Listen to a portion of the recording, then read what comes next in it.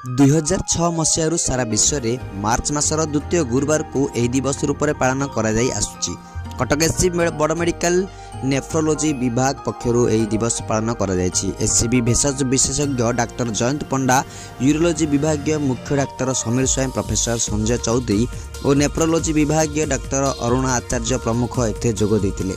SCB समस्त विद्यार्थी कर्मचारी हाथ में फ्लैग कार्ड धरी किडनी रोग नहीं सचेतनता कराइथिले। विश्व में प्रति 10 जन जड़े किडनी रोगी चिन्हट होउछंती। रोगी संख्या वृद्धि पाउथिबारु यह समस्त चिंताजनक होउछि।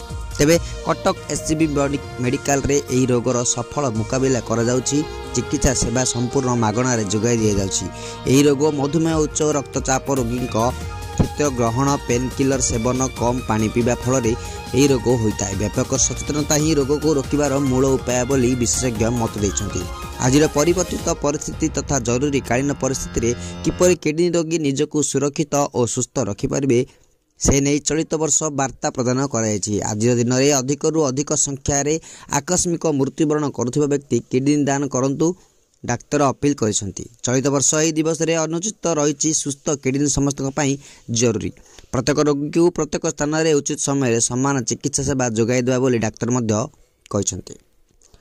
कटकरू Rajendra Sotrai report, KB news Odisha.